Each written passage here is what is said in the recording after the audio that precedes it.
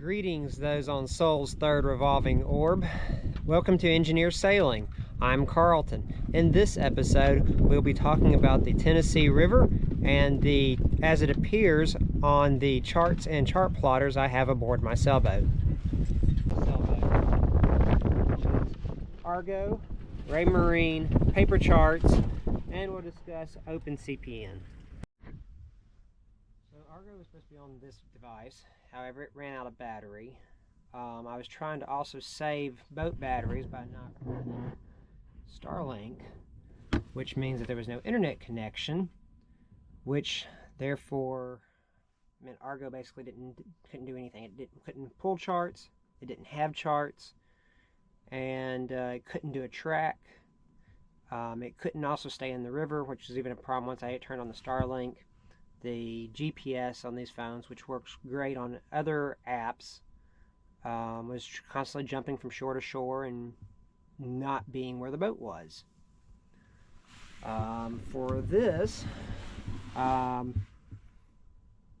could not get a track to set up, could not do a number of different things. Here at the end of the day, Argo is showing that there should be a good place to anchor right over there. However, Lighthouse 4 is showing it's impossible to get over there because of this ridge running through under the water through here, which is pretty clearly marked with a lot of markers, but you don't see those markers on Argo. They're just not there. So that was one problem, although both showed that it was reasonably possible to anchor over on this side, although Argo made it look like the other side would have been better. This side, Lighthouse showed that this was the only option. There was also another problem here at Oates Island. So the Lighthouse is clearly showing a good channel around the northwest side of the island, and Argo, let's get back up there, which which was showing me absolutely nothing because I had no internet connection at the time. So but it shows to use the south side of the island. Since I had nothing on Argo at the time because of the internet being off, I went with the Lighthouse and almost ran aground. Had to follow a line at idle around through here because I was basically having to try and thread this extremely narrow channel over here, which Lighthouse showed as the way to go. There were buoy markers around both sides, so it should have been fine. However, there's a buoy right here that was green on top, and so that should have been on my right coming down river, which was problematic. But then once I finally got close to it, it was green on top with red on bottom running through the current. So as a red marker, I should be over on this side with the channel. Green, it should have been right here, which was running me aground. And everything turned out to be pretty narrow, so I couldn't just go by the chart alone. It was quite complicated there.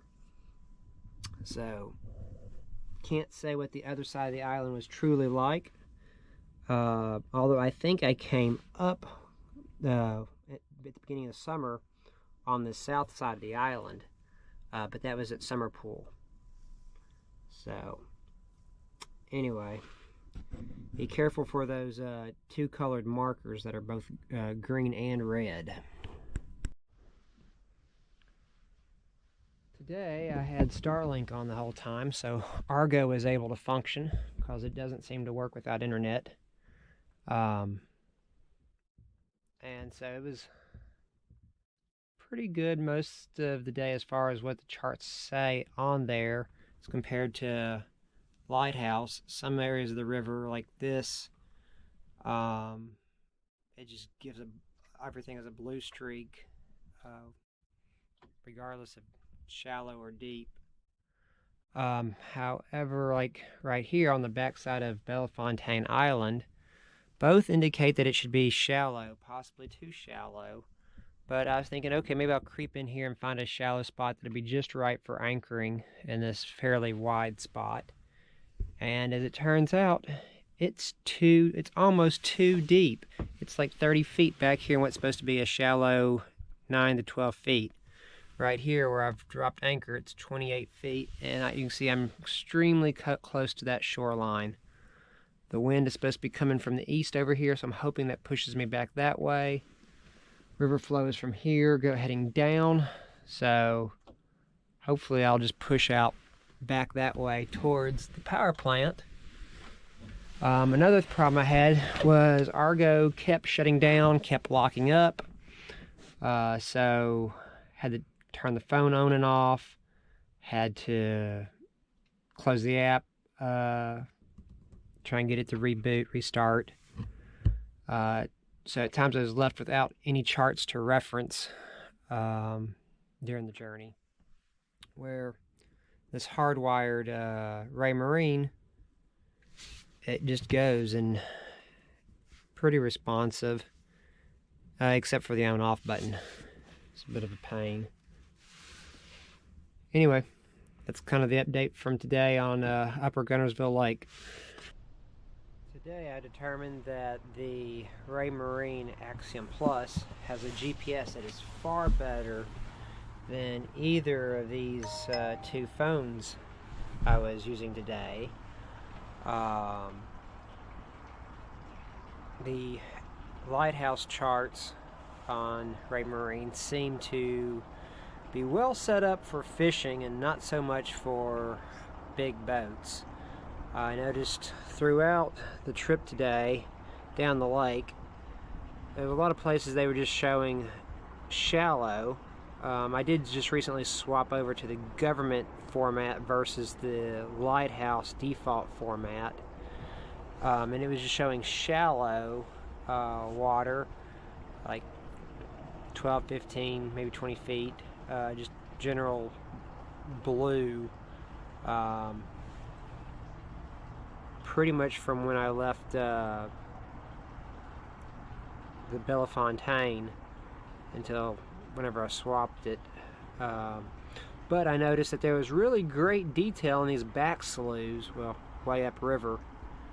Has some really great detail in the back sloughs and nothing on the channel. So that's only useful to fishermen, where Argo Navigation app has very good readings on the channel and off to the sides. There was one point where this was saying I was like maybe in 15 feet of water in the channel. This was saying I was in 45 feet of water, and by the dip sounder I know that I actually had over 60 feet underneath the keel at that time. So I guess better to say it's too shallow than to say it's deeper and run aground. But yeah, the lighthouse charts almost made it look like the river channel itself could get unpassable. So but that wasn't that helpful. So great GPS.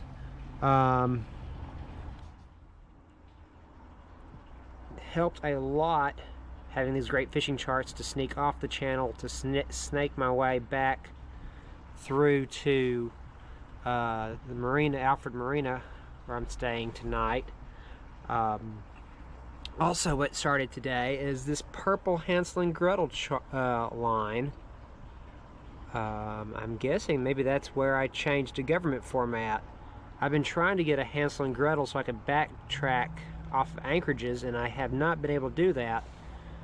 But then just setting the color scheme to government from default, it's now added a track. So, this has a captain's log, but no tracks, no traces on the Argo app. So, Joe Wheeler from Decatur down to the dam, half the day Argo was giving me the blue screen of death, so I had nothing, no charts, nothing. This can't plan a route. Well, it says it can, but it won't work, right? And there's no logging features on that, which was a disappointment. You may notice a lot of fish stuff of interest. Overall, this was very Raymarine Lighthouse was very good on Joe Wheeler. Wheeler Lake is known for small bass fishing, and so with the interest, I guess, from bass fishermen to this lake, Raymarine Lighthouse actually has put in some effort on this lake. Worked fairly well. As far as depths go, I would say when Argo was working, the depths and charts were more accurate than Raymarine Lighthouse. Until you get up into marinas and places, both of which would be questionable, but that seems to be a real struggle for Argo is marinas. Okay. Wilson Lake update. As you can see right now, Argo is in blue screen of death. Kept crashing down through Wilson. Started off, I had forgot to set up Starlink correctly and sync it up, so without internet, I was having problems. Finally, when I got the Starlink set up, that started basically working. So there was very limited information on Raymarine Lighthouse for Wilson Lake, and no mile markers, no usable routing. Wilson Lock and Dam because it's so busy and backed up, it requires updates at certain mile markers and certain time intervals, and without routing and without mile markers, that wasn't giving me anything. When Argo worked, even without the charts, I was able to still give me mile markers, which I could calculate the time to arrival to meet the requirements for announcing myself coming up to Wilson Lock. Then below the lock, they're pretty much about the same, although if I had to choose which was better for handling the narrow canal out of the bottom of the lock, Argo was definitely the better choice if I had to split. So today, in comparing paper charts, Argo Premium and Raymarine Lighthouse, I found that the depth and everything was from Florence down Pickwick towards Eastport. Pretty good overall. This was actually far better, more useful until about these last 4 or 5 miles. The depth was consistently accurate with the depth guesser,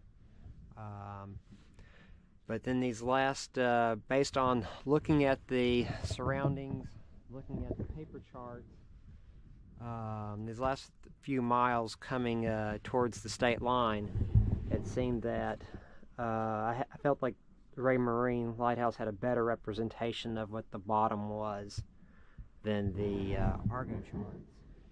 And then on approach to the marina and in the marina, Argo was nothing. Where we had a little bit of a fairly good guesswork with the approach from Raymarine Lighthouse, but I then sounded my way basically in.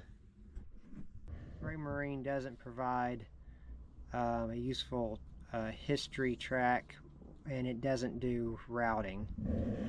This morning, trying to use the captain's log track on the Argo, it kept straight lining the path, and then eventually just dropped the whole route I did this morning, coming up the lower part of, or coming down the lower part of Pickwick Lake, and so that log was lost for no reason. The charts have not been that good or that accurate on Argo for the lower end here. They have been very good on the Raymarine Lighthouse. That may be just a fishing interest around here. Now the marinas has been possible thanks to this. As you can see right here, it has nothing for like this marina, and the same with others on Lake Pickwick. So that's pretty much it. Today was day one on the Kentucky Lake. Came through the lock this morning, and the polar blast has been making things very cold today. So the issue I had, I found out before the lock, was a settings issue. So we're going to talk about my time on the Kentucky Lake, and the Argo chart seemed to be better on the Kentucky Lake today than the Raymarine Lighthouse. The depth guesser was better when compared to the sounder. Sometimes it seemed like it was a little bit towards Summer Pool, but very good, consistent. All the charts and details and maps seem to be very well set up today. So I did use that as a little bit of a guide sometimes, just for checking boat speed and things, because of the more accurate GPS than in my phone. But other than that, the charts are better with Argo. Okay, this was day 2 on the Kentucky Lake, from 158 down to 115 mile markers. And so I guess the lighthouse charts were not significantly worse than paper charts, probably about the same. The depths and charts seem to be pretty good on Argo today, but I noticed there was no labels or locations coming up on Argo, where pretty much every island and creek was listed on Lighthouse. So if you were a duck hunter trying to meet up at some random island, it was all labeled here, so you could agree on the same place. That was not, every little island and creek was not labeled the same on Argo. So also, Argo is extremely laggy today. The routing was off in time, off in ETA, off in distance. However, I can't get any routing to actually work on Lighthouse. So today, neither had working routing. I don't know why. Like I said, extremely laggy. Had good response with the touchscreen today, except for wearing gloves. And today was so cold, had to wear gloves. But anyway, that sums that up. Kentucky Lake, Tennessee River, mile 115 down to 96. The chart plotter and Argo were both a pretty significant fail. Argo was saying at points I had 50 feet of water where I had 28. It was showing that I could make some turns, and because I was trying to sail today and could have used the extra space, but I could see land where it was showing 40 feet of water. If I'd been trying to sail strictly by this instead of looking at the markers and where there was obviously ground, Argo would have put me aground. Same with, to some extent, with this. It would have bring you in and run aground. The marina's not there on the south side of the bridge. It's here on the north side. So Argo just lists the marina in the totally wrong spot. Of course, there really is. You can see the marina here on Lighthouse, but there's no routing, so it's not like it's actually bringing you here. You just got to find your own way, more or less. So at least it's a feature. Routing is a feature on Argo. It just goes to the wrong place in this case. Another thing is that there was a railroad bridge I had to go to. The piers are underwater. There was minimal to no information about it other than that coming up on a bridge on both of these charts. So alright, well, that's today. This is a really good example of why it's annoying that Argo does not include any marinas that I've found so far. Especially when the dockmaster tells you ignore the markers and use your chart plotter. When your chart plotter doesn't have that section, such as going in and out of their creeks, rivers, and in and out of their marina, that's a challenge. Good thing I had two. Today I did some sailing. Jib sheets got away from me, went flogging, and did a number on my paper charts. So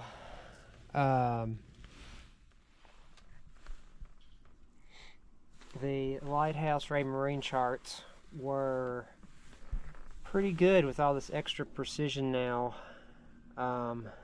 included. Pretty useful. Although river mile features and routing to count down distance was also very useful, because I had to keep calling into the marina Ken Lake here, because I was pushing in just right at closing, and it was a lot of wind, so we're getting over 22 knots of gust. Yeah, things kind of got a little away from me when I wasn't able to have been preventatively reefed. I wasn't expecting anything more than 15 or 16 today, and also from a much better angle than what actually it turned around into. But anyway, sailing aside, so yeah, while the mile markers were good, the charts for Lighthouse, this section, were much better. Coming into Ken Lake, as you can see, it kind of looks like a little bit of a goofy path on both, especially considering what you would think would be here based on how Argo shows it. But the harbor or dock master told me on the phone when I was calling in not to follow the buoys in because they're a mess.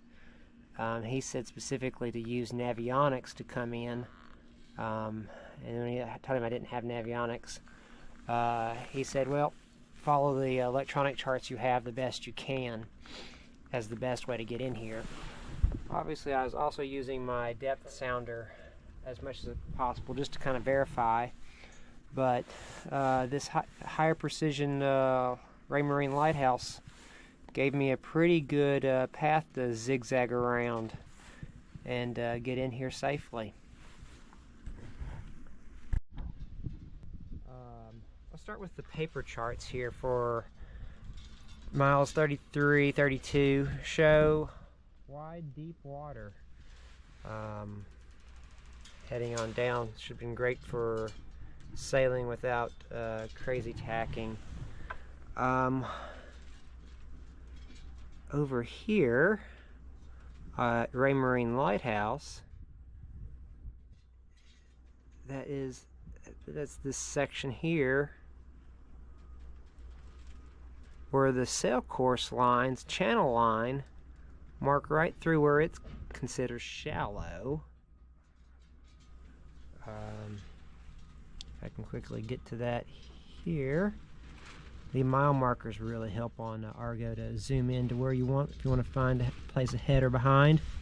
So Argo kind of just shows following this course on the east side of the river in this section. Showing it fairly shallow, while the paper charts show it deep and wide. And then Raymarine Lighthouse shows that the deep part is actually narrowly down the center, with it shallow, if you can see here, on the navigation lines. As I was trying the jib sail and would not have time to make rapid corrections under sail if things got stupidly shallow, I opted for coming across away from this and over into the deep area, which was 60 feet.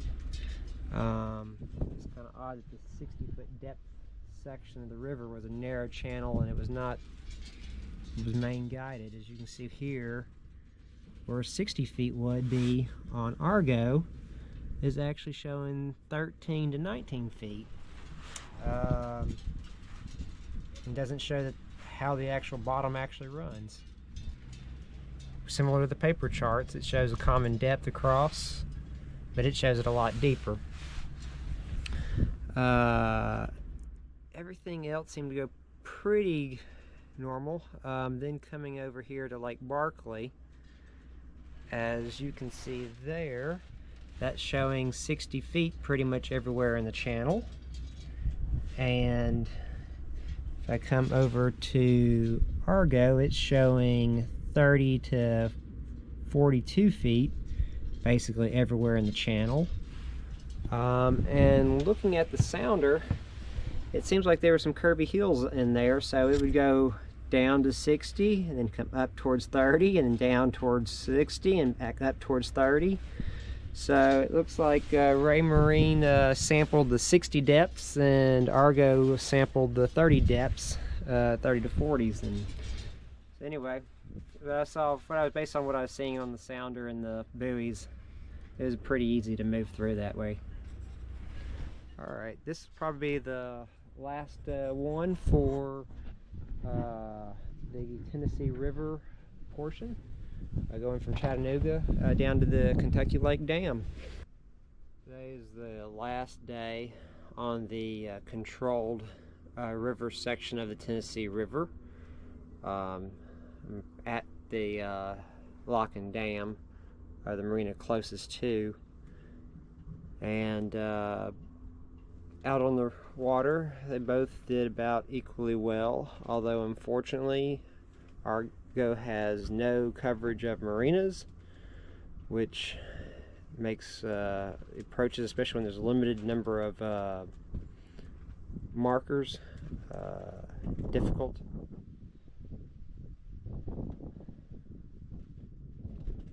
I would appreciate a little more detail on Raymarine as well, but at least it had more than Argo. Also, every time I swap off of this app screen or start, it's been this way for several days, Argo on any device is wanting it keeps asking for an update. You try and do the update, it won't update, and every time you come back to the app, it asks you to do an update, which won't update. But yeah, so I guess with this I'll conclude the controlled Tennessee River section of the charts comparison.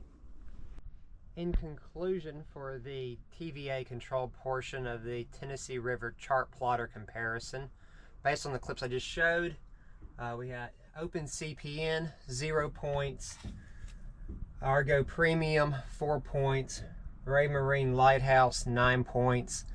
Additionally, there was a clip with the audio was unrecoverable. That would have been a clear Argo win. That brings Argo to 5. Reviewing through my notes, I found that twice I should have called a tie instead of splitting hairs. Return those points to Argo Premium. That brings us to 7. And there's a number of features that are extremely useful in Argo Premium when they work, if they work, that nothing is like that in Raymarine Lighthouse. And so I'm going to give another bonus point to Argo.